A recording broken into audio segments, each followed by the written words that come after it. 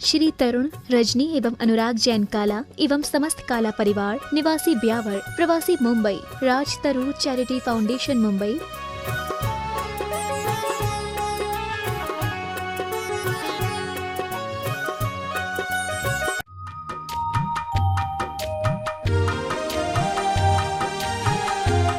अरिहन्ताणं नमो सिद्धाणं नमो आयर्याणं नमो वज्रायाणं नमो लोये सवशाहूणम्। पंच परमेष्टि भगवान की जय हो। आचार्य श्री गुरुवर कुंद कुंद महाराज की जय हो। आचार्य श्री गुरुवर विद्यासागर महाराज की जय हो। परम पूज्य इंद्रियापक मुनि श्री 108 सुधा सागर जी महाराज की जय हो। निष्कम सागर जी महाराज की जय। आचार्य संघ की दिल्ली से वर्षा जैन इनकी जिज्ञासा है। पूज्य गुरुदेव के चरणों में त्रिवार नमस्तु। गुरुदेव, मेरी जिज्ञासा है कि महाभारत के काल में मामा और बुआ के बच्चों का आपस में शादी विवाह हो जाता था। क्या महाराज श्री हमारे आगम में भी ऐसी कोई व्यवस्था है क्या कि मामा और बुआ के बच्चों से शादी करने की कृपया समाधान? ये वैभाविक आदि व्यवस्थाएं जितनी हैं ये सामाजिक व्यवस्थाएं हैं, धार्मिक नहीं। सामाजिक व्यवस्थाएं अपने अपने क्षेत्रीय और समाज की जो व्यवस्थाएं बनती हैं उनके अनुसार बना लिया जाता है। आज भी दक्षिण भारत में आज भी ऐसे विवाह होते पाए गए। भरत चक्रवर्ती का जो पटरानी थी वो भी ननिहाल पक्ष से थी। तो दक्षिण भारत में ये परंपराएं रही हैं।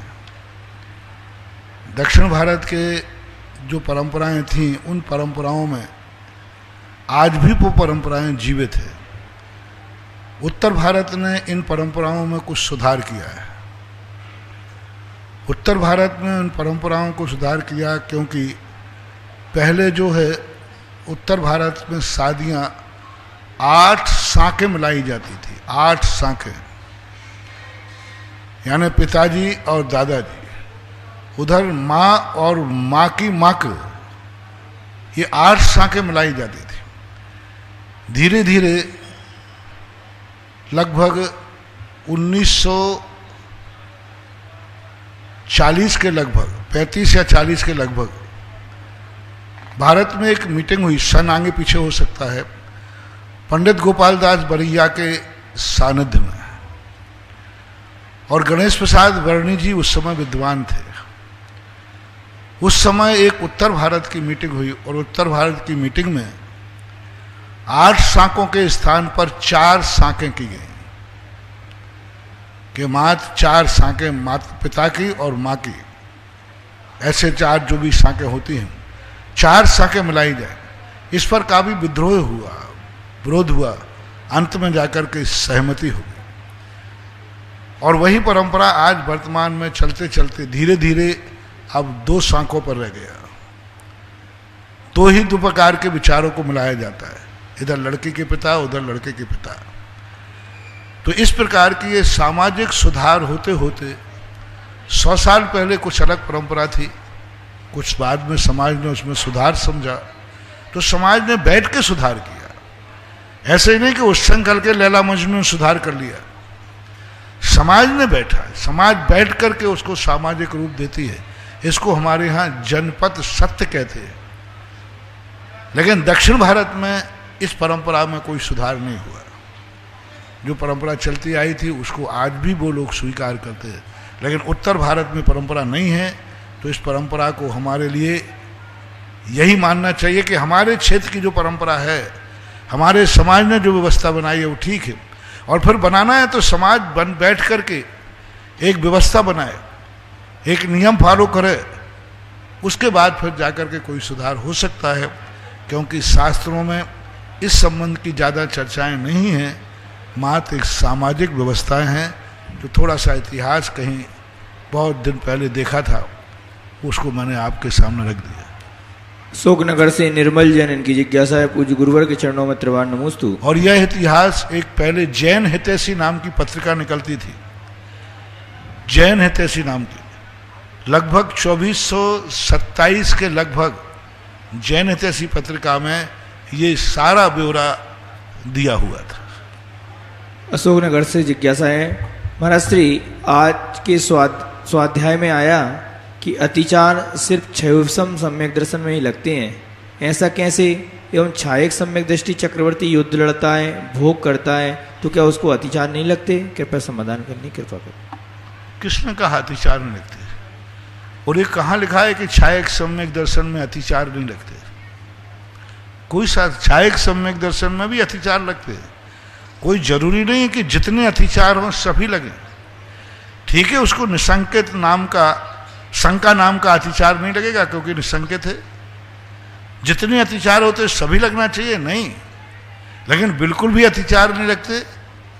कांक्षा नाम का अतिचार छायक सम्य दृष्टि को भी लग सकता है। तो इस प्रकार के कुछ अतिचार ऐसे होते हैं जो ना छायक सम्य दृष्टि हो, उपसम सम्य दृष्टि हो, क्षयोपसम सम्य दृष्टि हो, इनके लिए अतिचार उस समय तो इसलिए नहीं मानते हैं क्योंकि वो एक अंतर्मुहूर्त की परिणति होती है। उपसम श्रेणी में कोई सवाल ही नहीं उठता, लेकिन छायक सम्यक दृष्टि को अतिचार नहीं लगते हैं, ऐसा किसी आगम में हमने देखा नहीं है। पवई मुंबई से श्रीमती शीला पाटनी, इनकी जिज्ञासा है, पूज्य गुरुदेव के चरणों में नमोस्तु। गुरुदेव, पदार्थ वो हैं जिसमें तत्व पाए जाएं।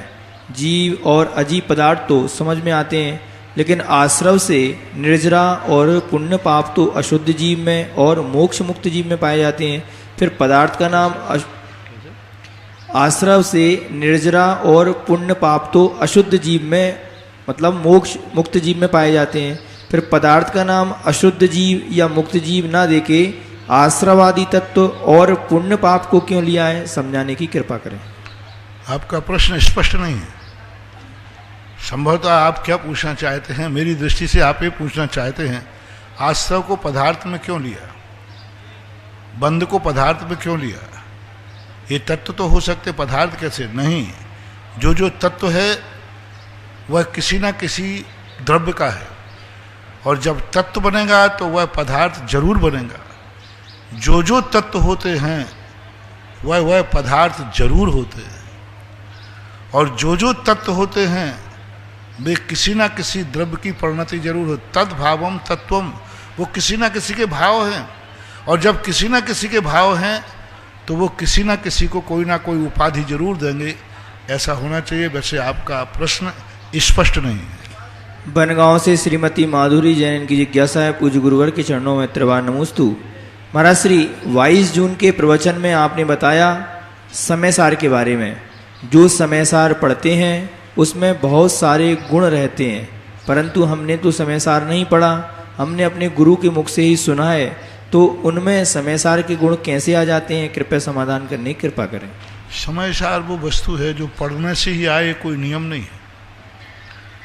समय सार वो एक सहज आत्मा की परिणति है जो कि एक सहज संवेदन में आती है। जो त्रियंश आदि होते हैं ये कुछ नहीं जानते, लेकिन उन्हें एक आत्म तत्व की ऐसी उपलब्धि, ऐसा आभास हो जाता है, तो वो एक ऐसी समय सार, तो एक किताबें हैं, ये तो बाजारू किताबें हैं। समय सार एक सहज आत्मा का वह परिणाम है, वह परिणति है जो हमें जीव द्रव्य से आत्मा बना देती है। जीव द्रव्य से आत्मा बना देती है, और आत्मा में भी वह आत्मा बना देती है जो स्वयं समय सार के रूप में प्रतिष्ठित कर देती है। तो आज हमने प्रातःकाल भी कहा था, जीव द्रव्य और आत्मा बहुत अलग चीज है। जीव द्रव्य की वह उच्च दशा है जो बाद में जाकर जीव के नाम से नहीं, आत्मा के नाम से जानी जाती है। सिद्ध जीव नहीं, सिद्ध आत्मा, वो जीव हैं। इसलिए कई अधर सिद्धा न जीवा, लेकिन सिद्ध आत्मा नहीं है, ये नहीं कहा। वो इतने ज्यादा ऊपर उठ गए कि वो सिद्ध जीव के नाम से प्रसिद्ध नहीं, सिद्ध आत्मा, परमात्मा। अरहंत तो सिद्ध भगवान को जीव नहीं कहते, वो जीव हैं, ये मत समझना कि जीव नहीं है। लेकिन जब कोई बड़ा काम कर लेता है तो उसका छोटा टाइटल गौण हो जाता है। बड़ा काम कर लेता है, मान लीजिए कोई छोटे पर्याय छुपे और बड़ा जाकर के बन जाए तो वो छोटा नाम अपने आप गौण हो जाता है। इसी प्रकार जीव से अलग नहीं, लेकिन उनको परमात्मा कहा, जीवात्मा नहीं कहा, परमात्मा। वे ऐसे आत्मज्ञ हो गए कि वो परमात्मा का रूप धारण गया। आत्मा और परमात्मा ये जीव की वो उच्च दशाएं हैं जिस दशा में व्यक्ति पहुंचने के लिए, यही तो समय सार में लोग भूल कर रहे हैं। समय सार मात्र किताबों में तैर रहा है, शब्दों में तैर रहा है। समय सार वो एक सहज परिणति है, वो एक आत्मा की चैतन्य चित ज्योति है जो जीव द्रव्य को भी त्रोहित करके जीव को आत्म रूप में प्रज्वलित कर देती है। जब तक ज्योति नहीं जलती है वह दीपक है, और जलने के बाद व्यक्ति की दृष्टि दीपक पे नहीं जाती, ज्योति पे जाती है। जब तक दीपक जला हुआ नहीं है तो ये दीपक पे दृष्टि जाएगी, दीपक कहाँ है। और जैसे जलने लग जाता है फिर दीपक गौण हो जाता है, दुनिया ज्योति, वो ज्योति बुझ गई। दीपक से प्रकाश नहीं होता, प्रकाश ज्योति से होता है। जीव द्रव्य दीपक के समान है और आत्मा ज्योति के समान है। जैसे वो ज्योति का प्रकाश जलता है तैसे अंधकार दूर भागता है। इसलिए जीव जब आत्मा का रूप धारण कर लेता है, आत्मज्ञ हो जाता है, आत्मस्वरूप स्थित हो जाता है, तब उसी दीपक में से एक ज्योति प्रस्फुट होती है जो हमारे अनंत संसार और अंधकार को मिटा देती है। वो ज्योति पुंज को नहीं पकड़ पा रहा व्यक्ति, वह ज्योति पुंज जो जीव द्रव्य में प्रकट होगी, लेकिन जीव द्रव्य नहीं होगी, जीव द्रव्य में ही होगी। जीव द्रव्य होगा लेकिन वो जीव द्रव्य के नाम से नहीं जाना जाए, वो आत्मा के नाम से जाना जाए। जैसे व्यक्ति जब डॉक्टरेट कर लेता है तो डॉक्टर साहब की मुख्यता हो जाती है, लोग नाम नहीं जानते, एक डॉक्टर साहब है, सब लोग कहते हैं डॉक्टर साहब है। अरे भाई नाम भी तो उनका है, वो आज भी है, वो रहेगा, लेकिन प्रसिद्धि किस नाम से होती है? डॉक्टर नाम। इसी प्रकार जब वह आत्मा की तरफ दृष्टिपात, वो जब अध्यात्म में उतरता है तो अध्यात्म जीव का दर्शन नहीं कराता, अध्यात्म आत्मा का दर्शन कराता है, आत्मा का स्वरूप बताता है, आत्मा का वैभव बताता है, वो चित ज्योति का वैभव बताता है। अमृत चंद सूरी महाराज ने उसे कहा ज्योति को पकड़ो, दीपक को नहीं। वो ज्योति को पकड़ो और वो ज्योति तुम्हारा अंधकार मिटाने वाली है। तो उससे पढ़ने और नहीं पढ़ने से कोई मतलब नहीं, वो एक आत्मा का सहज परिणति है। कोटा से निर्मला जैन इनकी जिज्ञासा है, पूज्य महाराज श्री के चरणों में नमोस्तु। महाराज श्री, क्या ऐसे पुद्गल परमाणु भी हैं जो अनादिकाल से शुद्ध हैं और अनंत काल तक शुद्ध ही रहेंगे? कृपया समाधान करें। ऐसे भी कोई पुद्गल परमाणु हैं जो अनादिकाल से शुद्ध हैं और अनादिकाल तक, अनंत काल तक शुद्ध रहेंगे? आचार्यों के इसमें दो मत है। पूज्यवर अकलंग स्वामी ऐसा मानते हैं, लेकिन पूज्यवर पूज्यपाद स्वामी यह कहते हैं कि ऐसा कोई परमाणु नहीं है जो अनादि अनंत रूप परमाणु। उन्होंने परमाणु की उत्पत्ति ही भेदादणु, भेद से उत्पत्ति मानी, और भेद से जब उत्पत्ति मानते हैं तो अनादि अनंतपना अपने आप खत्म हो जाता है। तो अब इसमें आचार्यों के मत होने से, क्योंकि अपने ज्ञान का विषय नहीं है, जो उन्होंने लिखा वही अपन स्वीकार करता है। भीलवाड़ा से नमन जैन की जिज्ञासा है, पूज्य महाराज श्री के चरणों में नमोस्तु। महाराज श्री, धर्म अधर्म आकाश काल का स्वाभाविक परिणमन भी होता है या वैभाविक? कृपया समाधान। स्वाभाविक है, क्योंकि ये स्वयं शुद्ध द्रव्य हैं, ये अपने स्वभाव में इतने स्थिर होते हैं कि दुनिया इनका उपयोग करे या नहीं करे, इनके मन में कोई परिणाम नहीं जागते। एक सहज क्रियावत्ती शक्ति के माध्यम से ये अपना स्वयं शुद्ध स्वरूप में स्थित रहते हैं। कोटा से मंजू जैन इनकी जिज्ञासा है, महाराज श्री, किन्हीं आचार्यों ने ज्ञान को स्वरूप प्रकाशी कहा है और किन्हीं आचार्यों ने दर्शन को स्वपर प्रकाशी कहा है, तो सही क्या है? कृपया स्पष्ट करने की कृपा करें। दोनों स्वपर प्रकाशी होते हैं। ऐसा किसी आचार्य ने नहीं कहा कि ज्ञान पर प्रकाशी है, दर्शन सो। ये जरूर आता है। पूज्यवर वीर सेन स्वामी महाराज ने धवला जी के अंदर दर्शन को स्वयग्राही कहा, अंतर्ग्राही कहा, ज्ञान को परग्राही कहा। तो उसका अर्थ ये नहीं लेना कि स्वयग्राही दर्शन सामान्य सत्ता अवलोकन करता है, यानी वो मात्र एक सामान्य स्वय सत्ता को पकड़ता है, और परग्राही यानी ये विशेष असाधारण को पकड़ता है। बाकी का स्वयग्राही और परग्राही जो मूल परंपरा में प्रभायमान है, दर्शन और ज्ञान दोनों सुपर प्रकाशी हैं। अजमेर से प्रकाश चंद जी जैन, इनकी जिज्ञासा है, पूज्य महाराज श्री के चरणों में नमोस्तु। महाराज श्री, 3 प्रकार के शल्यों में किसी भी एक के रहते सम्यक दर्शन की प्राप्ति हो सकती है? यदि हाँ तो कैसे, कृपया मार्गदर्शन करें। किसी भी तीनों शल्यों में से किसी को एक रहते हुए सम्यक दर्शन की प्राप्ति हो सकती है क्या? शल्य शल्य शल्य रहते ही सम्यक दर्शन कैसे? शल्य है तो निशल्य कैसे? इसलिए शल्य तो मिथ्या दर्शन के साथ होती है। कोई भी शल्य व्यक्ति को रख लिया, वो 24 घंटे उसके दिमाग में वही चल रहा, उठते बैठते खाते पीते सब में उसके मन में एक शल्य लगी हुई है, तो सशल्य व्यक्ति को सम्यक दर्शन नहीं हो सकता। सूरत से वैभव काला, इनकी जिज्ञासा है, पूज्य गुरुदेव के चरणों में त्रिवान नमोस्तु। महाराज श्री, जिज्ञासा है कि तीर्थंकर भगवान का जन्म होता है, वो स्थान ज़्यादा महत्वपूर्ण होता है, या जिस भगवान पे भगवान का निर्वाण कल्याणक हुआ है वो स्थान ज़्यादा महत्व है? कृपया समाधान। बहुत दिन पहले भी ये शंका आई थी। यदि मोक्ष आपको जाना है,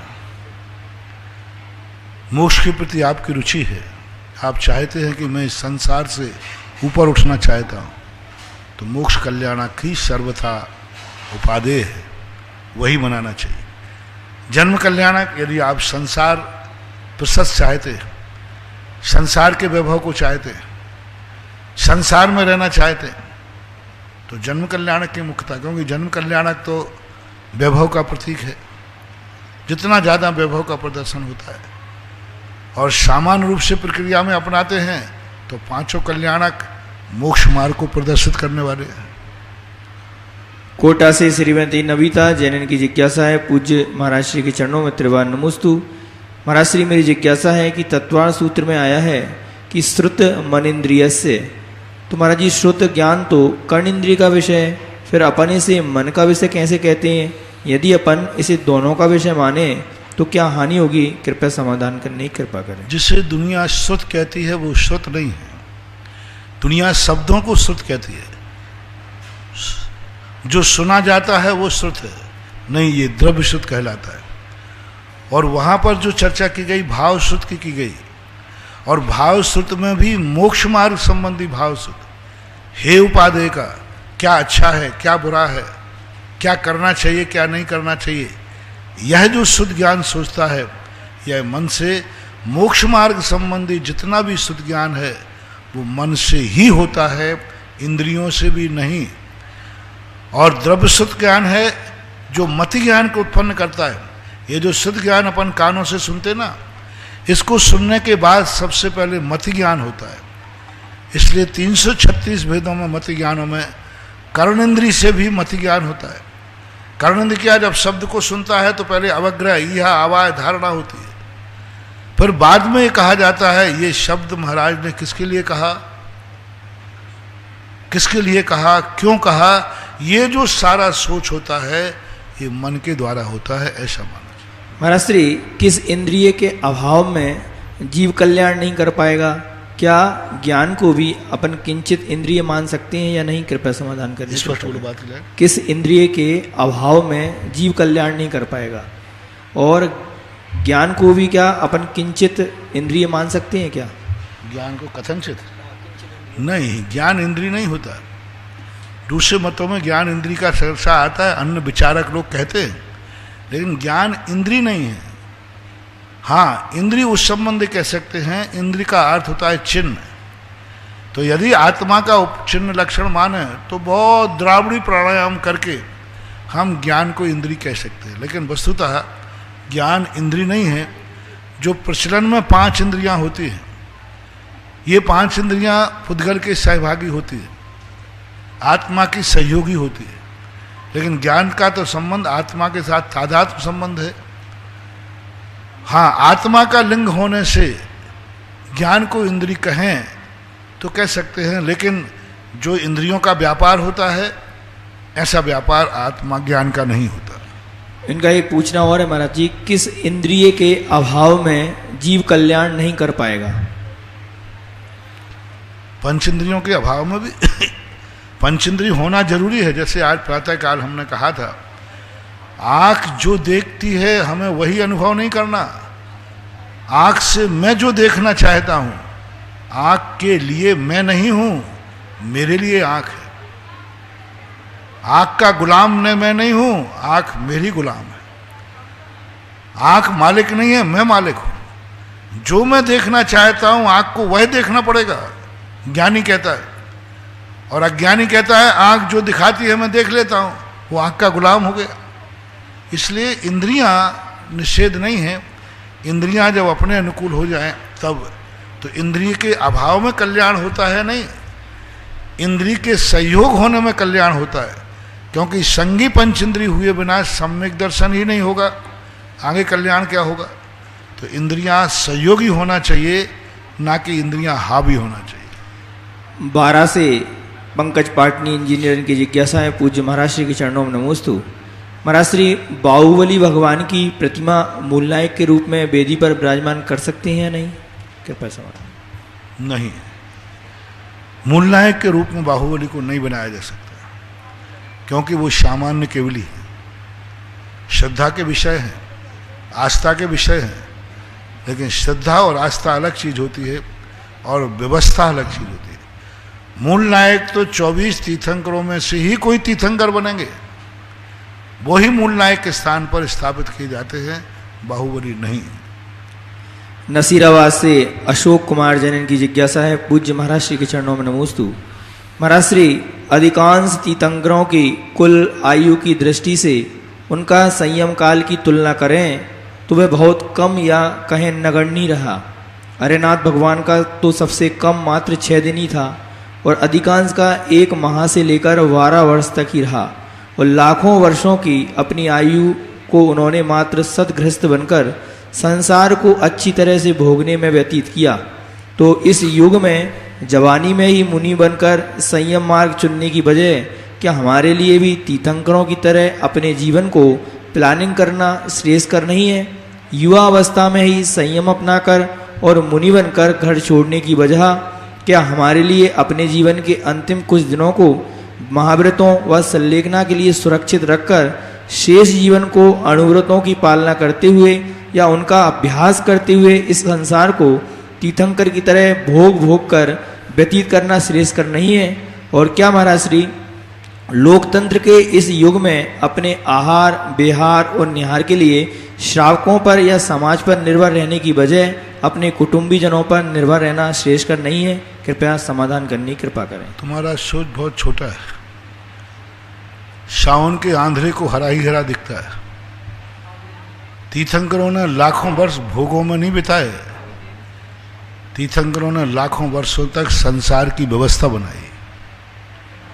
संसार को व्यवस्थित कैसे चलाना? यदि जीवन भर भी तुम संसार को चलाओगे तो जीवन भर संसार को कैसे चलाना? तो उन्होंने संसार को भोगा नहीं है, संसार को संभाला है। एक बार मेरे से किसी व्यक्ति ने कहा, महाराज आप राम राम की चर्चा करते हैं। मैंने कहा भैया गलती क्या है? बोले महाराज राम का जीवन नीरस है, दुखमय है, उनके जीवन में कोई रस ही नहीं है, जिंदगी भर कष्ट ही कष्ट उठाते रहे। हमारे लिए राम का जीवन पसंद नहीं है। जब देखो जब संकट, जब देखो जब कष्ट, नीरस है जीवन। तो फिर वे कुछ से बोले आप तो कृष्ण जी का जीवन सुनाइए। कृष्ण जी का जीवन रस लीला से भरा हुआ है, रस लीला से भरा। भूख लगे तो चोरी करके खा लो। रामचंद्र जी तो भूखे मर जाए, चोरी खावे ही नहीं। रामचंद्र जी तो कहते भूखे मर जाओ लेकिन चोरी मत करो। हमें तो कन्हैया जी अच्छे लगते हैं, भूख लगे तो किसी की दहड़ी फोड़ो और खा जाओ। और देखो महाराज गोपियों के साथ रस लीला करना कितना मजेदार है। आप कृष्ण जी की बात ज्यादा किया करो, राम जी की नहीं। मैंने कोई बात नहीं, मुझे तो क्या राम और क्या श्याम, कृष्ण जी की कर लूंगा। हाँ महाराज, कृष्ण जी जो करते थे वो हम सब करने को तैयार है। मैंने की प्रॉमिस, कृष्ण जी जो करते थे हम करने को तैयार है। बोले कर लूंगा, जो कर चोरी करना मैं कर लूंगा, गोपियों के साथ रंगलीला बनाना बना लूंगा। मैंने कहा यही नहीं, कुछ और भी करना पड़ेगा। जब गायों पर संकट आया तो श्री कृष्ण ने गोवर्धन पर्वत को हाथ से उठा करके खड़े रहे गायों की रक्षा की। उन्होंने तो गोवर्धन पर्वत को उठाया था, तो एक भैंस का ही गोबर उठा के दिखा दे। तो व्यक्ति क्या करता है, बड़े आदमियों की कमजोरी पकड़ता है। बड़े आदमियों में जो थोड़ी बहुत उसके मन माफिक बात होती है उसको तो पकड़ लेता है। बड़े आदमियों की बड़ी बात कहेंगे, नहीं वो बड़े आदमी थे। अब देखना उसके लिए तो क्या कह देगा, वो तो बड़े आदमी थे इसलिए उठा लिया, हम तो छोटे। अरे भाई बड़े आदमी थे तो बड़ों की बात बड़ी को रहने दे। उन्हों की स्थिति के लिए हमेशा ये ध्यान रखना, हाँ जब जब तुम्हें बड़े लोगों में उनकी जो असाधारण गुण है वो न दिखे और उसमें तुम्हें कोई ऐसे काम दिखे जो तुम्हारे मन माफिक हो, तुम उनकी कमजोरी का फायदा उठाना चाहो, तो समझ लेना कि तुम बहुत गलत रास्ते पे जा रहे हो। कृष्ण जी का वो स्वरूप तुम्हारे अंदर कहाँ है। एक व्यक्ति ने कहा, बोले महाराज जी, महारानी चेल्ला ने महाराज को छुआ था कि नहीं छुआ था जब सांप हटाया था? तो मैंने कही नहीं छुआ था। बोले बिना छुए सांप कैसे हट जाएगा? अरे सांप लकड़ी से भी तो हटा सकते। वो चींटियां को उन्होंने नीचे किया था, हमने ये चींटियां उन्होंने झड़ाई नहीं थी, शक्कर डाल दी थी, चलो छू लिया, मान लिया। तो तुम पहले चेलना बन के तो दिखाओ। महाराज यशोधर बन के दिखाए हो, तुम चेलना बन के दिखाओ। उस जैसी तुम अपनी परिणति तो लाओ, उस समय का युग तो लाओ। तो लोग क्या है कि प्रमाद को बहुत जल्दी पकड़ते हैं, अपने अंदर घटे, बाकी सब नहीं घटित करेंगे। तो ये सब चीजों पर विचार करना चाहिए। तीर्थंकरों ने व्यवस्था बनाई और उनका पुण्य निधत्त निकाचित था, वो छोड़ना चाहते थे। दूसरी बात जो आपने कही, कुटुंब की बात जो आपने कही, नहीं, प्रजातंत्र हो चाहे राजतंत्र हो, कुटुंब के अधीन होकर के कभी उनकी दीक्षा बन ही नहीं सकती, क्योंकि उसमें ममत्व भाव आएगा। सवाल भोजन का नहीं है, परिवार जब भी भोजन देगा उसमें राग का कण भरेगा, श्रद्धा भक्ति कौन हो जाएगी। और जो श्रावक देगा वो भक्ति भाव से देगा, साधु लेगा तो उसमें भी ममत्व भाव आएगा। इसलिए ये किसी भी हालत में संभव नहीं। ये सोच तुम्हारा कम्युनिस्ट लोग जो होते हैं उनके ऐसे सोच होते हैं, और आदर्श लोगों का ऐसा सोच कदापि नहीं होता। वर्तमान युग के ज्येष्ठ एवं श्रेष्ठ आचार्य गुरुवर विद्यासागर जी महाराज के आज्ञानुवर्ती शिष्य निर्यापक श्रमण मुनिपंगो श्री सुधासागर जी महाराज द्वारा प्रायोजित जिज्ञासा समाधान का कार्यक्रम टीवी के माध्यम से, सुधा कलश एवं जिनवाणी के माध्यम से जो भी लोग देख रहे हैं, सुन रहे हैं, उन सभी की ओर के पूज्य गुरुदेव के चरणों में बारंबार नमोस्तु नमोस्तु नमोस्तु।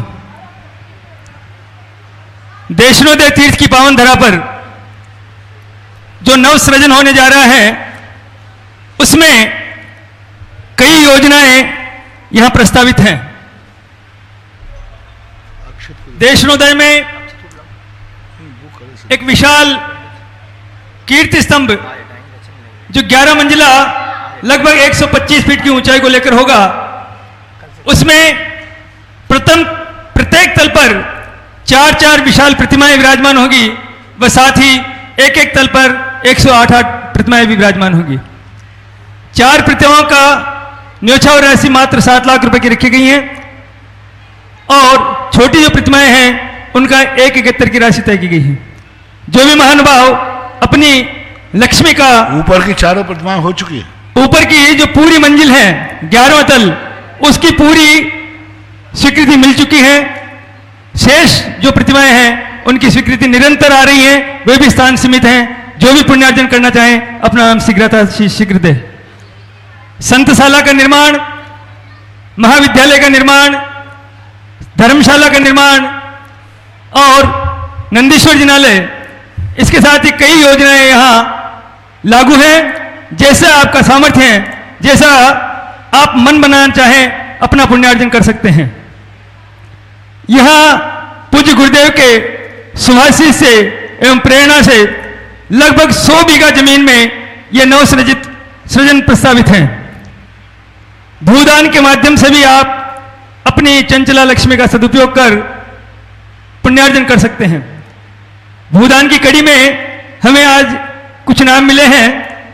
5 बीघा जमीन श्री पदमचंद जी, विमला देवी, कंचन जैन, देवेंद्र जैन, सानू जैन, अक्षत जैन, आराध्य जैन, अलवर, इन्होंने 5 बीघा भूमि देने की घोषणा की है। एक नाम हो रहा है कनाडा से, राही जैन के माता के जन्मदिवस पर दिनेश, अनिता, गुणमाला, फरीदाबाद की ओर से इन्होंने भी 5 बीघा जमीन देने की घोषणा की है। साथ ही कल पूज्य गुरुदेव के परम सानिध्य में जो नंद्या व्रत की स्थापना की गई है, जो कि एक महान अतिशय का कारण है, जो कभी विनाश को नहीं प्राप्त होता है, सदा अविनाशी हैं, शाश्वत अविनाशी हैं, और जो भी बाधाएं हैं उन सबको दूर करने वाला ये नंद्याव्रत की कल स्थापना की गई। इस नंद्याव्रत की स्थापना में कलश के माध्यम से भी आप पुण्यार्जन कर सकते हैं। जो प्रमुख कलश थे उनके नाम हमारे पास आ चुके हैं और शेष कलश 1,11,000 के माध्यम से कुंभ कलश ध्वज स्थापन और 20-21,000 रुपये की राशि से भी कुंभ कलश की स्थापना है। इनके माध्यम से भी आप अपना पुण्यार्जन कर सकते हैं।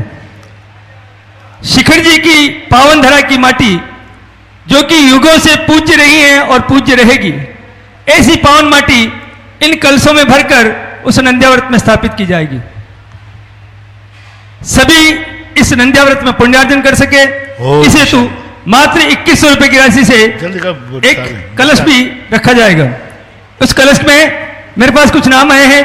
11 कलश श्री आनंद कटपीस एम्पोरियम अशोकनगर, 11 कलश धर्मचंद जी गुणमाला देवी काला, राहुल रानी काला परिवार कुकनवाली, 12 कलश श्री नीतू जैन खांदू कॉलोनी, इन्होंने 5 शिला भी देने का प्रस्ताव किया है। अब मैं ऑडियो के माध्यम से आज की जिज्ञासा अक्षय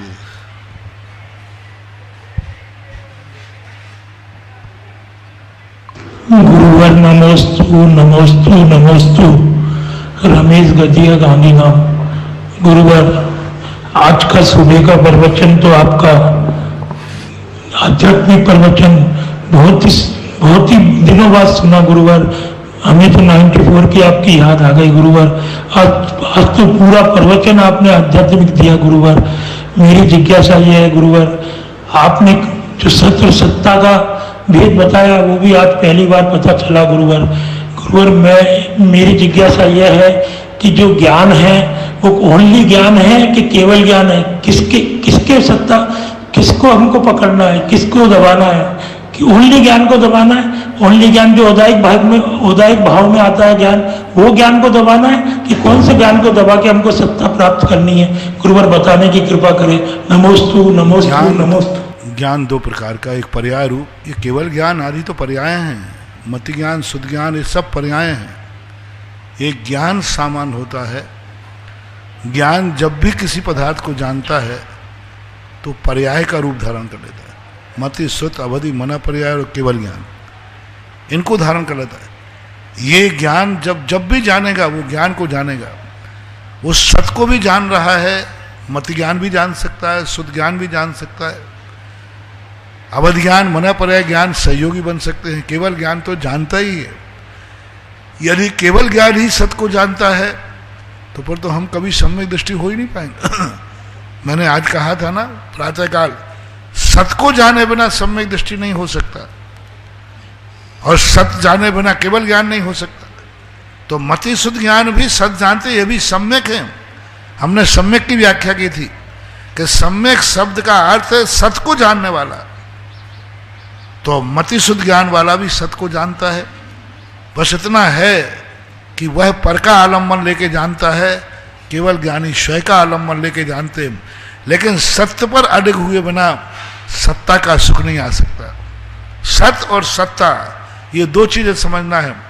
सत्य जानने की चीज है और सत्ता भोगने की चीज है। मैंने कुर्सी का उदाहरण दिया, दिल्ली की कुर्सी सत्य है, वो अविनाशी है। कोई भी पार्टी चली आए अविनाशी है, वो सत्य है। लेकिन सत्ता वह है जो उस पर बैठता है। असंख्यात बार हमने सत्य को जाना, लेकिन सत्य के ऊपर सत्ता स्थापित नहीं की। और जैसे ही सत्य पर सत्ता स्थापित हो जाएगी, उसको बोलते हैं परमानंद।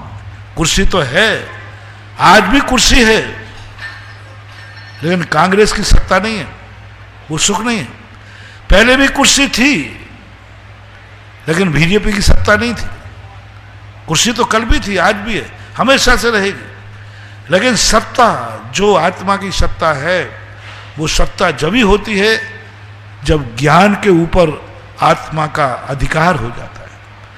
आत्मा मालिक बन जाती है, ज्ञान कर्ण बन जाता है, नौकर बन जाता है, दास बन जाता है, और आत्मा मालिक बन जाती है। और जैसे ही आत्मा मालिक बनेगी तो ज्ञान जिसको सत्य को जानता था, तुरंत आत्मा उस पर बैठ जाएगी और आत्मा की सत्ता हो जाएगी। ज्ञान की सत्ता नहीं, आत्मा की सत्ता चाहिए। और आत्मा की सत्ता जब ही होगी जब ज्ञान सत्य को जाने और आत्मा को स्थापित करे और ज्ञान उसका कारण बने। बहुत गहन प्रवचन था, बहुत अंतरंग की बातें थी, बहुत सारे लोगों के तो सिर पे से भी निकला होगा। लेकिन कभी कभी ऐसे भाव अंतरंग चेतना में आ जाते हैं कि प्रगट में आ जाते हैं। हालांकि ऐसे प्रवचनों को मैं शब्दों का रूप कम देता हूँ, प्रवचन का रूप कम देता हूँ। ये हमारे अनुभव, हमारी साधना का विषय था। कभी कभी साधना भी कभी कभी ओवरफ्लो हो जाती है तो प्रवचनों में झलक जाती है। जब कोई चीज़ ओवरफ्लो हो जाती है, झलक जाती है। कभी कभी चिंतन भी ध्यान में करते करते इतना ओवरफ्लो हो जाता है कि वो सामायिक छूट गई, लेकिन सामायिक के बाद भी वो झलक है। घंटा बजना बंद हो गया, फिर भी उसकी झनकार है। यानी सामायिक से उठकर प्रवृत्ति में आ गया, लेकिन अभी झनकार चल रही है, और वो झनकार कभी कभी प्रवचनों में भी आ जाती है। अगली जिज्ञासा रिकॉर्डिंग के माध्यम से। मेरे परम पूज्य भगवान के चरणों में कोटि से नमोस्तु नमोस्तु भगवान नमोस्तु। मेरी जिज्ञासा है कि जो लोग कभी भी दान के नाम पर 1 रुपया भी खर्च कर नहीं करना जानते थे, ऐसे लोगों से मैंने दान निकलवाया है। ओम शांति। अगली कुछ भी जिज्ञासा समझ पूनम नहीं जी सेठी भिलवाड़ा। मेरा और मेरे परिवार की तरफ से देखो, ऑनलाइन शंका बोलने वाले थोड़ा स्पष्ट शंका बोले। तुम्हारा स्पष्ट उच्चारण नहीं हो तो दूसरे से उच्चारण कराए। थोड़ा सुनना चाहिए कि भाई यहाँ सुनने में भी तो आना, समझ में आना चाहिए कि क्या आप बोल रहे हैं। स्पष्ट उच्चारण हो तभी शंका का अच्छी तरह समाधान मिलेगा। गुरुदेव, आपके चरणों में मेरा और मेरे परिवार की तरफ से बारंबार नमोस्तु नमोस्तु नमोस्तु गुरुवर। आज आपकी कृपा से हमारी आंखों ने जो वेदी पे भगवान को विराजमान करने का सौभाग्य मिला लोगों को, तो हम बड़े गदगद हुए कि ये एकदम अनायास ही ये प्रोग्राम बना और ये कार्यक्रम हो गया। गुरुदेव, हमें पूजा की याद है, लेकिन पूजा में हमने ये उम्मीद नहीं की थी कि क्या नाम ये लोग हो जाएगा। आपके आते ही चमत्कार हो गया हमारा जी। मेरा प्रश्न ये है गुरुदेव कि वेदी में अष्ट प्रातिहार्य रखना क्या आवश्यक है, और अष्ट मंगल द्रव्य भी रखना आवश्यक है? कई मंदिरों में नहीं होता है, कई मंदिरों में होता है, तो होता है तो उनको किस क्रम में से रखा जाए गुरुदेव? जरूरी नहीं है, क्योंकि मूर्तियां जो हैं, मूर्तियों में ही पावटी पे अष्टप्रातिहार्य खुद जाना चाहिए। रखने में कोई लोग क्या है, मूर्तियां दब जाती हैं, मूर्तियां ढक जाती हैं, प्रातिहार्य बड़े हो जाते, मूर्तियां छोटी हो जाती, और प्रातिहार्य तो प्रातिहार्य होना चाहिए, लेकिन विप्रातिहार्य वेदी में बने हुए रहना चाहिए। वेदी में बनवा दीजिए, और या फिर उनकी ऐसी व्यवस्था हो जिससे वेदी का स्वरूप न बिगड़े, भगवान का दर्शन करने में व्यवस्था बनी रहे। समूषण में जो अष्टप्रातिहारे होते हैं वे व्यवस्थित होते हैं, उसमें किसी के दर्शन को बाधा नहीं पहुंचती, बल्कि अच्छे लगते हैं। आप कोई लोग प्रातिहार स्टील के रख देते हैं, कोई पीतल के रख देते हैं, और प्रातिहार कई बार गिर जाते हैं, उठ जाते हैं, तो ये सारी अभिनय होती है। तो व्यवस्थित ढंग से यदि रखे जाएं तो कोई बाधा नहीं है, उनको व्यवस्थित करना चाहिए। नमोस्तु गुरु, नमोस्तु। और सहज भाव से जो वेदी पे भगवान विराजमान होते हैं, कभी कभी क्या होता है, कुछ लोगों का पुण्य इतना तीव्र होता है कि वो पुण्य कहता है कि यदि भीड़ आ गई तो हमें मिलेगा नहीं, तो पुण्य कहता है कि भीड़ को हटाओ और कार्यक्रम कराओ। महाराज जी आज उसका कारण क्या है? यही कल क्यों नहीं हो गई वेदी?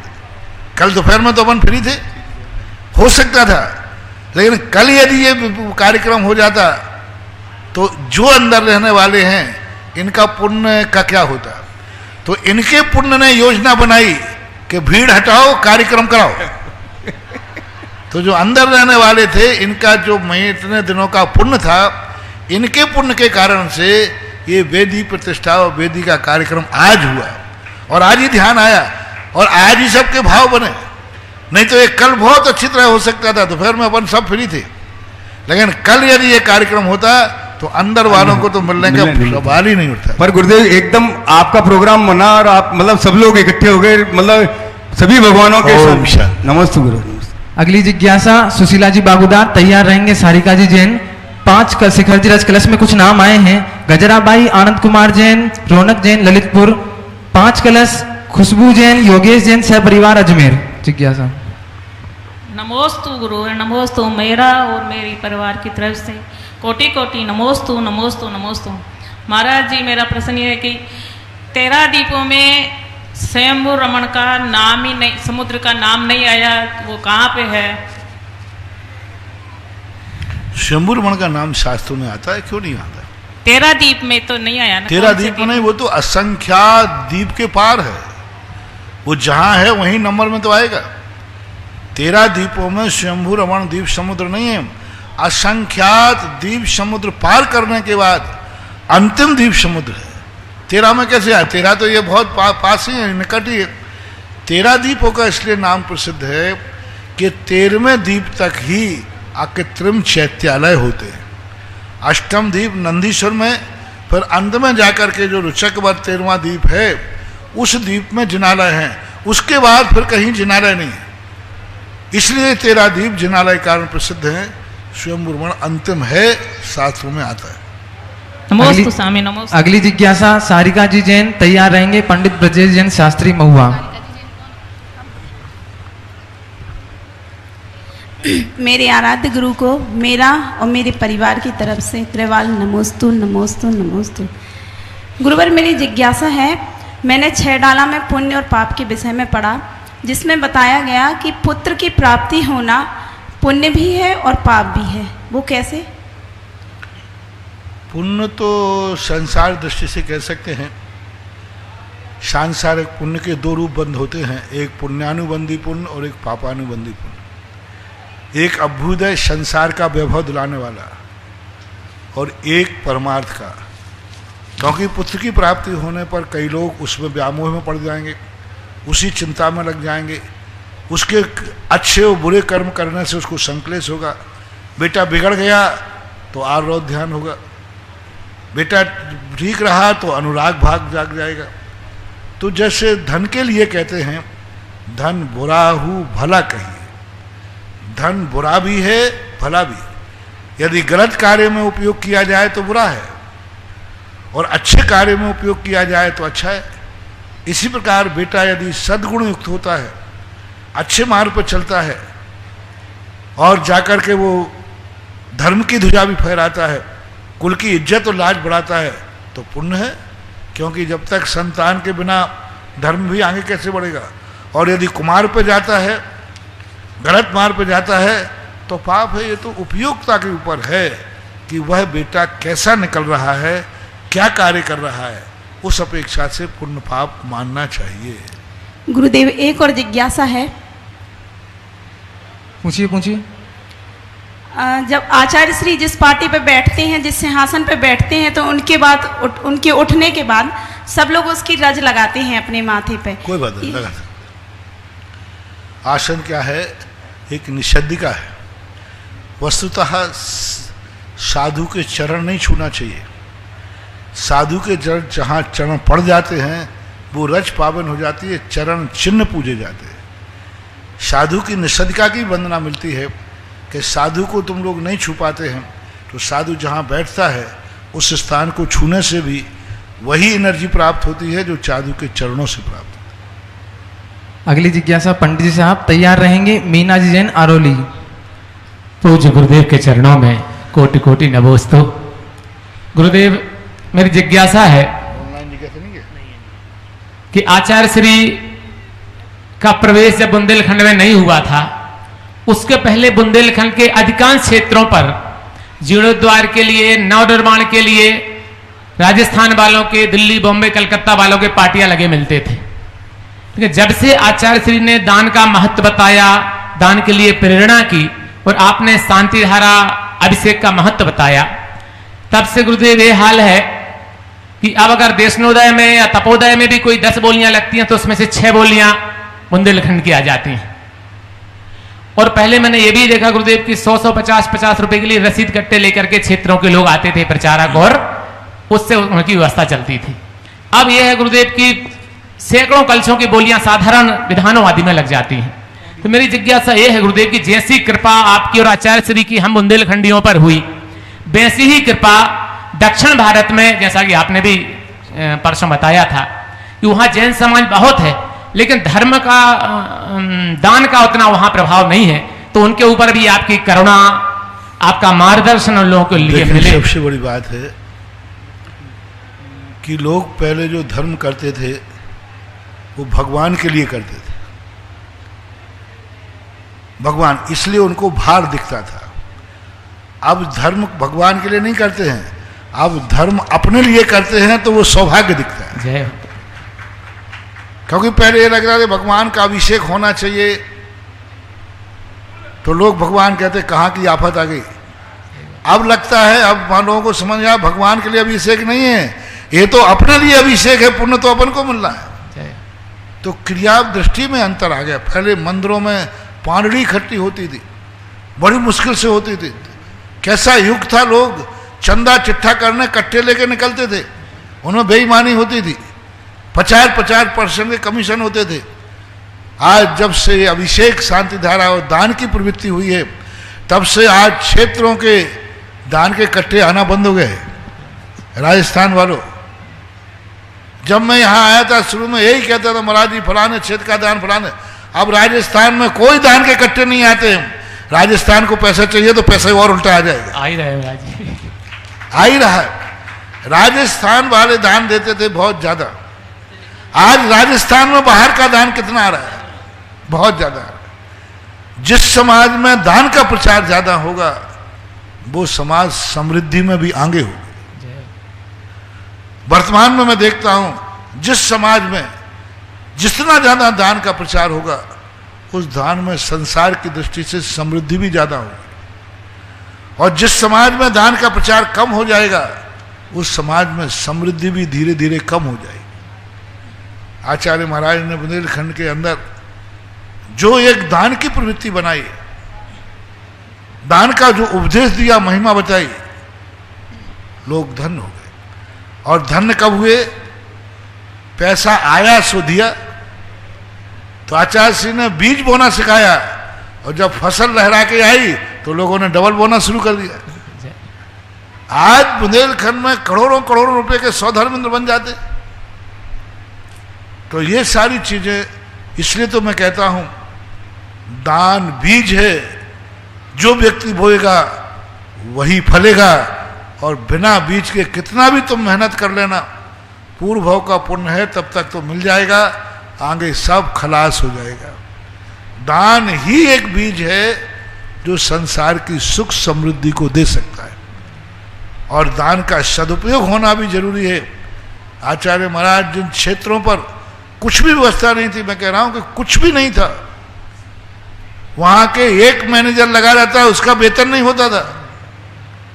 आज उन क्षेत्रों पर कितने नौकर लगे, कितने मैनेजर, कितनी धर्मशालाएं। मात्र मेला भरते थे तीर्थ क्षेत्रों पर, बस धर्मशालाएं बनी थी जो मेला के लिए बनती थी। साल भर में एक बार मेला होगा, उतनी धर्मशाला। बिजौलिया भी इसमें ही है। बिजौलिया मात्र मेला के लिए प्रसिद्ध थी। साल भर में एक बार मेला भरना है, चौथ का, चैत बदी चौथ, पर उसकी तैयारी होती। अब तो प्रतिदिन का मेला है। जितने कमरे मेले में लगते थे इस समय तो प्रतिदिन लगते, अभी लॉकडाउन है, बाकी कमरे। तो आज जो आचार्य श्री ने क्षेत्रों पर रह करके जो क्षेत्रों को समृद्ध बनाया, क्षेत्र मात्र मेला के लिए नहीं है, क्षेत्र मात्र जो है अपने आत्म कल्याण के लिए है, वास्तविक तीर्थ बना दिए। अगली जिज्ञासा के लिए तैयार दक्षिण रहेंगे। भारत की जहां तक सवाल है, दक्षिण भारत में क्या है, अंधविश्वास की वहां परंपरा। मंदिरों को व्यक्तिगत लोगों ने कब्जे कर लिए। समाज वहां अभिषेक ही नहीं करते। जब तक दक्षिण भारत के हर मंदिर में हर श्रावक को अभिषेक करने का अधिकार नहीं मिलेगा, तब तक वहां की समृद्धि बढ़ नहीं सकती। मंदिर है श्रावकों के लिए, पुजारियों के लिए नहीं। जो वहां के उपाध्याय होते हैं उन्होंने कब्जे कर लिए, सब अभिषेक वही करेंगे, पूजन वही करेंगे। वो उस समय की बातें थी जिस समय ऐसे आताताई शक्तियां थी कि कोई घर से निकल करके मंदिर नहीं जा सकता था। आज मैं दक्षिण भारत से, यहां से मंच से कहना चाहता हूं, हर बार दक्षिण महाराष्ट्र वालों से मेरा कहना है, आपके नगरों में जो मंदिर हैं उनमें अभिषेक का अधिकार वेतनभोगी पंडा को नहीं, तुम स्वयं श्रावक को होना चाहिए। यानी जैन पंडे कहलाते, उपाध्याय कहलाते हो। मंदिर है, बैठ के मीटिंग करो। हमारे समाज के मंदिर है, अभिषेक पूरी समाज करेगी, प्रतिदिन करेगी। और वो दान देकर के जो चढ़ता है, वो दान देकर के मंदिर में उपयोग होना चाहिए। तो जिस दिन दक्षिण भारत के प्रत्येक मंदिर में अभिषेक शुरू हो जाएगा श्रावकों के द्वारा, उस दिन दक्षिण भारत भी उत्तर भारत बन जाएगा, बुंदेलखंड बन जाएगा, राजस्थान बन जाएगा। बस वहां के मंदिरों में अभिषेक चालू कराओ। हमने अपने छात्रावास के बच्चों से कहा, कुछ नहीं, तुम तो मंदिरों में अभिषेक चालू कराओ, श्रावक अभिषेक करेगा। और गांव के जो नगर के लोग हैं उन सब नियम लेवे कि हम प्रतिदिन भगवान का अभिषेक करके ही संसार के और कार्य करेंगे। तो ये क्रिया यदि हो, आज जितनी भी क्रियाएं आज मंदिरों में जो समृद्धि बढ़ रही है, उसका मूल कारण है कि मंदिरों में श्रावकों के द्वार से अभिषेक हो रहा है। तीर्थ क्षेत्र में अब तो अतिशय, मेरा तो बस जितना चल रहा है। लोग कहते थे मंदिर तीर्थ क्षेत्र बन रहा है, यहाँ कोई पूजा करने वाले नहीं, पुजारी पूजा करते हैं। मैंने कही चिंता मत करो, एक दिन यदि ये समाज मेरे काबू में आ गई तो इन तीर्थ क्षेत्रों पर पूजा ही नहीं, प्रतिदिन विधान होगा। जय हो, जय हो, विधान होगा। और जब राजस्थान सारे भारत की समाज बन रही है, तीर्थ क्षेत्रों में प्रतिदिन विधान हो रहे हैं। बिल्कुल हो रहे हैं। एक दिन वो था कि अर्घ, एक पूजा एक थैली में ले लेता था अर्घ और स्वाहा और चलता था। और आज देखो क्या ठाठ हो रहे हैं, विधान हो रहे हैं, पूजा तो छोड़ो। तो ये सब महिमा है तत्व को समझाने की। नमोस्तु गुरुदेव। क्षेत्र में पाव बीघा जमीन सर्वज्ञ जैन पुत्र अभिनंदन जैन शमशाबाद विदिशा। बंधुओं, इन्होंने पहले भी 2 बार क्षेत्र में पाव बीघा जमीन प्रदान की थी और एक बाइक और तीर्थ रक्षक बनने का सौभाग्य भी प्राप्त किया था। ऐसे महानुभाव की हम बहुत पुण्य की अनुमोदना करते हैं। ब्रह्मचारी खुशबू दीदी सपरिवार अजमेर 5 कलश 1 शिला।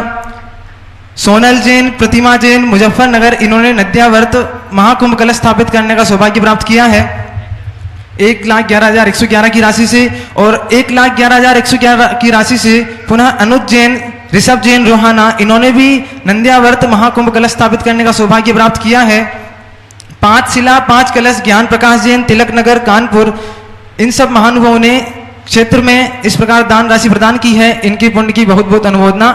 अगली जिज्ञासा मीना जी जैन आरोली। गुरु और के श्री चरणों में बार बार नमस्तु नमस्तु नमस्तु। महाराज जी पांडव तद्भव मोक्षगामी थे, फिर भी उनको लोहे के कप आभूषण पहना है, ऐसा क्यों? मोक्ष जाना वर्तमान का पुरुषार्थ है। अतीत में जब व्यक्ति अशुभ कर्म करता है, पाप कर्म करता है, तो उसकी सजा तो उनको भोगना पड़ेगी। पांडवों ने अतीत में कोई ऐसा कर्म किया होगा, उस कर्म की सजा के कारण से उनको ये कर्म भोगना पड़ा। मोक्ष जाना अलग चीज़ है और कर्म की स्थितियाँ अलग चीज़ हैं। अतीत में व्यक्ति ने, आज वो मोक्षगामी हो गए, लेकिन अतीत में जरूर उन्होंने कोई अशुभ कर्म किया होगा जिसके कारण से उनको ऐसा दुख उठाना पड़ा। अगली जिज्ञासा रेणु जी जैन बिजोलिया। नमोस्तु महाराज जी, मेरी जिज्ञासा है कि जो काल के अंत में 72 युगल विजयार्थ पर्वत पर रहेंगे, वो कौन से काल के होंगे और वो वहाँ कब तक रहेंगे? छठे काल के अंत में, पंचम काल के बाद जो छठा काल आएगा, आज से लगभग यूं मानो 39,000 वर्ष बाद 21,000 छठे काल के और 18,000 अभी पंचम काल के इसके शेष है। लगभग 39,000 वर्ष के बाद अंत में जब प्रलय की विभीषिका आएगी, 49 दिन तक यहाँ रेगुलर आकाश से आग बरसेगी, जहर बरसेगा, झंझावात चलेंगे, 7 दिन की 7 अशुभ वर्षाएं होंगी। उस समय देवता और विद्याधर लोग यहाँ की दुर्दशा देखकर भयभीत होंगे। जब तक वो 72 जोड़े बचेंगे, जब तक उनकी दृष्टि जाएगी, वे 72 जोड़ों को उठाकर ले जाएंगे, विजयार्थ पर्वत की गुफाओं में उनको सुरक्षित करेंगे और 49 दिन के बाद फिर पुनः नंद्यावर्त की पूजा होगी, देवता लोग करेंगे। वे भयभीत होकर के ऐसा प्रलय कब तक पड़ेगा, जैसे देवता समय इस पृथ्वी पर ऐसी आग जलेगी कि ये पहाड़ जल करके राख हो जाएंगे। 1000 योजन तक ये पृथ्वी जल करके भस्म हो जाएगी, दलदल हो जाएगा, कीचड़ बरसेगा। वो नंद्यावर्त ऊपर आए, ऊपर क्या नंद्यावर्त देखने में आएगा, उसी समय देवता उस नंद्यावर्त को नमस्कार करेंगे, उसकी पूजा करेंगे। जैसे नंद्यावर्त की पूजा होगी, प्रलय खत्म हो जाएगा और 7 दिन तक सुवृष्टि होंगी, अमृत की वृष्टि, अच्छी हवाएं, अच्छा जल बरसेगा और सारी पृथ्वी पर फिर ज्यों का त्यों सामान आ जाएगा। तो 49 दिन ये और 49 दिन वह है अंत के। उसके बाद वो उन जोड़ों को यहीं छोड़ देंगे, फिर वे जोड़ों से आगे फिर संसार बढ़ेगा, फिर संसार बढ़ करके जैसा अभी बढ़ा है, ऐसा एक बार ही नहीं हुआ, 1000 अनंतों बार हो चुका। अपन लोग भी उन्हें 32 जोड़ों की संतानें हैं आज जो वर्तमान में चले, क्योंकि पहले भी एक छठा काल आया था, उस समय भी ऐसा हुआ और फिर वो 32 जोड़ों से ही बढ़ करके बढ़ते आज 7 अरब तक पहुंच गए। 7 अरब तक संख्या पहुंच गई आज वर्तमान में। यदि मूल वंश देखा जाए तो उन्हीं 32 जोड़ों का वंश है, आगे भी ऐसा होने वाला है। ठीक, वो छठे काल में तो मांस भक्षी और मिट्टी खाने वाले जीव होंगे, तो वो वहाँ विजयार्थ पर्वत पर जाएंगे, वो ले जाएंगे और वहाँ के जीव उनको संस्कारित करेंगे, उनको संबोधन करेंगे। देखो तुम लोगों ने पाप किया, पाप कर्म के कारण देखो ये दशा हुई, तुम लोग अच्छे संस्कार लो। और फिर आगे जो छठा काल आएगा वो बढ़ता हुआ आएगा, यानी मांसाहार छोड़ते हुए आएंगे, धीरे धीरे उनके अच्छे संस्कार होंगे, अच्छे कार्य करेंगे। ऐसा आगे वाला छठा काल अच्छा होगा, इस छठा काल से अच्छा होगा। नमोस्तु महाराज जी। अगली जिज्ञासा मंजू जी पाटनी कोटा। बंधुओं, 15 कलश एक शिला में हमारे पास एक और नाम आया है, चंद कुमार जैन, अजित कुमार जैन, कसवा थाना वाले। इन्होंने भी 15 कलश एक शिला देने का सौभाग्य प्राप्त किया है। इनके पुण्य की बहुत बहुत अनुमोदना। जिज्ञासा गुरुवर के चरणों में बारंबार नमोस्तु नमोस्तु नमोस्तु। महाराज श्री अकृत्रिम चैतालयों का जो वर्णन होता है, शाश्वत जिनालय जो भी है, नंदीश्वर द्वीप की रचना तो अपने को सब जगह देखने को मिल जाती है, लेकिन शाश्वत जिनालय जो भी होते हैं उनकी रचना का विवरण चित्रण किसमें मिलता है महाराज श्री? कैसे? नंदीश्वर द्वीप, नंदीश्वर द्वीप का चित्रण तो अपने को सब जगह देखने को मिल जाता है, 13 जिनालय चारों दिशाओं में होते हैं, पर शाश्वत जिनालय अकृत्रिम चैतालय जो भी है उनका चित्रण और उनका विवरण अपने को कहाँ देखने को मिलता है? 708 करोड़ 56 लाख और 458 मध्यलोक में है। तो ये प्रकीर्णक है, फैले हुए हैं। जैसे विजयार्थ पर्वत के ऊपर बने हुए हैं, कुछ कहीं अलग बने हुए हैं। तो ये सारे हिमवन, महाहिमवन, निषद आदि जो पर्वत हैं, जो उन पर्वतों पे बने हुए, वहाँ तक अपन पहुँच नहीं सकते। मेरू पर्वत पे बने हुए हैं 5 मेरू 80 दिन धाम, शब प्रतिमा जी को करहूँ प्रणाम। तो ये 480 में नंदीश्वर के 52 जिनालय भी आएंगे। मेरू पर्वत के 80 जिनालय आएंगे, 80-100 गजदंतों के, जो 20 गजदंत हैं, तो 5 जो मेरू हैं उनके 10 गजदंत हैं। तो ऐसे प्रकार के 2 हैं, तो 20 हो गए। तो 20 गजदंतों के आ जाएंगे, नंदीश्वर आ जाएंगे, मेरू के 80 आ जाएंगे, हिमवन, महाहिमवन, निषद निकलों में इनमें भी चैत्यालय हैं, सब आ जाएंगे। तो ये प्रकीर्णक फैले हुए हैं। जो जिनालय इकट्ठे हैं उनका वर्णन है। जैसे 80 जिनालय मेरू पर्वत के वो एक साथ हैं, तो मेरू पर्वत के बन जाते हैं।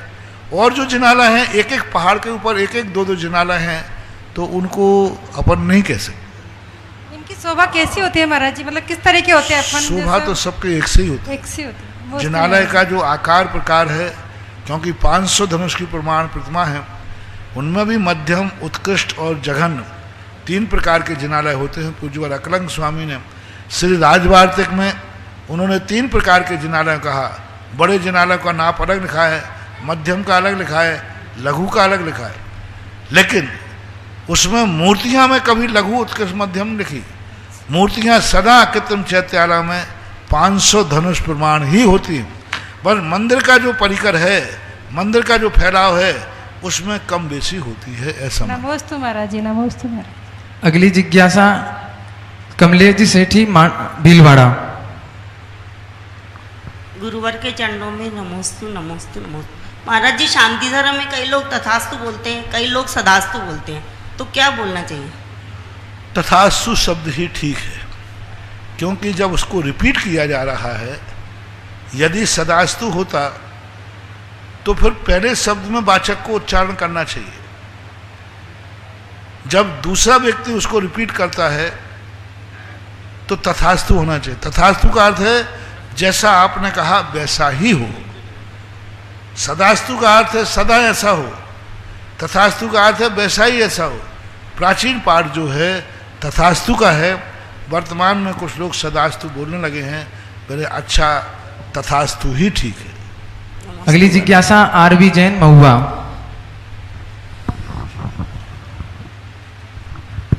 नमोस्तु महाराज जी, मेरा प्रश्न यह है कि कोई बेटी अपने माँ बाप को छोड़ना नहीं चाहती और सास ससुर जी की सेवा नहीं करना चाहती, ऐसा क्यों?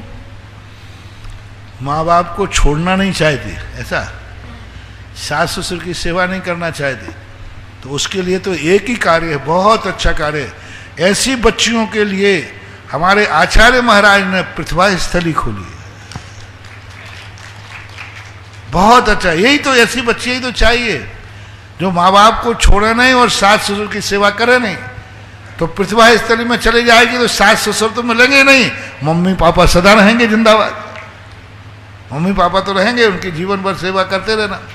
तो इसी ऐसा मार्ग जब बनता है, सास ससुर की सेवा करने का कार्य जो है वो इसलिए किया कि तुमने संसार मार्ग अपना लिया।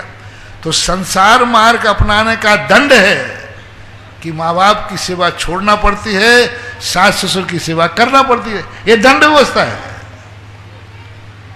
माँ बाप की सेवा छोड़ो और सास ससुर की सेवा करो, क्योंकि तुमने संसार बसाया है। धार्मिक दृष्टिकोण बोल रहा हूं, सांसारिक नहीं। लोग कहते हैं कि जब कोई मर जाते हो तो सुआ सूतक क्यों?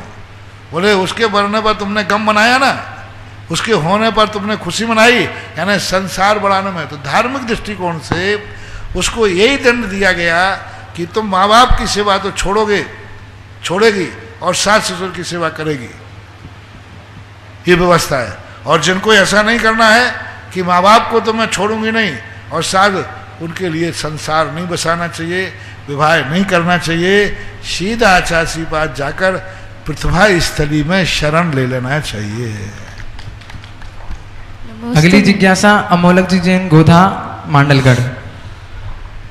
मेरे आराध्य गुरुवर के चरणों में बारंबार नमोस्तु नमोस्तु नमोस्तु। गुरुदेव, जिज्ञासा है जब केवली भगवान योग निरोध कर ध्यानस्थ होते हैं, उनके साथ ही कई केवली भी ध्यानस्थ हो जाते हैं और एक साथ ही निर्वाण को प्राप्त होते हैं। क्या सभी की कर्म प्रकृतियां समान होती है और सबके कर्म समान होते हैं? ऐसा नहीं है। कभी काकताली न्याय से ऐसा मिलता है, बहुतायत रूप से तो ज़्यादातर केवली अलग अलग ही जाते हैं। बहुत कभी ऐसा सहयोग मिल जाता है कि कुछ जीवों की कर्म की सत्ता एक साथ नष्ट होती है, तो एक समय में भी 2.5 दीप में से 108 के लगभग जीव एक समय में ही जा सकते। 608 जीवों को 8 समय में बंटवारा किया गया, उनका दिया कि प्रथम समय में कितने, द्वितीय में कितने, इतने। तो इस प्रकार की जो व्यवस्था बनाई गई 108 की, तो वो कभी कभी होती है, बहुत कम होती है। बहुतायत तो अलग अलग समय में होती है, लेकिन कभी सहयोग मिल जाता है। एक समय सभी कर्मों की स्थिति समाप्त होती है और एक समय में मोक्ष हो जाता है। नमस्ते। अगली जिज्ञासा सुधा जैन महुआ। नमोस्तु महाराज जी। महाराज जी, मेरा प्रश्न ये है कि तीर्थंकर भगवान को चंद्रमा पर दाग पड़ने पर ही वैराग्य हो जाता था, तो हम तो संसारी प्राणी अनेक प्रकार के दुखों को सहते हैं, कष्ट भी देखते हैं, सब प्रकार की कष्टों को जानते हैं, फिर भी हमें वैराग्य क्यों नहीं हो पाता है? मजबूत मोही हो। मजबूत मोही कहलाता है, जैसे कहते हैं आप लोग भाषा में मोटी चमड़ी, बेश्रम, बेश्रम व्यक्ति और मूर्ख, 3 शब्द आते हैं। मूर्ख जो अज्ञानी होता है उसको कुछ भी नहीं, कुछ भी घटित हो जाए क्या फर्क पड़ा। जैसे बालक होता है ना, सामने यदि घर में कहीं कोई डेड बॉडी भी रखी है तो बच्चा रोने लग जाए, मुझे भूख लगी, दूध दो। अब उसको ये पता नहीं कि अभी कौन सा दृश्य है, तो ये मूर्ख अज्ञानी कहलाता है। इस कारण से उसको ज्ञानी नहीं होता। दूसरा, इस प्रकार के संसार के मोह में फंस जाते हैं। शराब पीने वाले को कुछ भी समझ में नहीं आता कि अच्छा क्या बह रहा है, तो मोह रूपी महामद के कारण से वह इस प्रकार के जो दृश्य देखने पर भी उसको वैराग्य नहीं आता। क्यों नहीं आता? क्योंकि उसको दृश्य का स्वरूप ही समझ में नहीं आता। जो होश में हो, जागृत मन हो, आसन्न भव्य हो, सम्यक ज्योति जिनकी जल रही हो, वे व्यक्ति एक सफेद बाल देखकर वैराग हो जाता था, एक भौरा हुआ भौरे को देखकर वैराग हो गया, बादलों का विघटन देखकर वैराग हो गया, बिजली की चमक देख के वैराग हो गया। बिजली की चमक देखी और उनको ओह संसार बिजली के समान नश्वर है, वैराग हो गया। तो ये जागृत मन वालों की बात है। यहाँ पंचम काल में ज़्यादातर लोग नशे में हैं, मोह रूपी नशा है, जिस कारण से ऐसा होता है। जिज्ञासा समाधान कार्यक्रम यहीं पर संपन्न होता है। आज पूज्य गुरुदेव इस कार्यक्रम के पुण्यार्चक थे श्री तरुण, रजनी एवं अनुराग जैन काला एवं समस्त काला परिवार, निवासी ब्यावर, प्रवासी मुंबई, राज तरु चैरिटी फाउंडेशन मुंबई।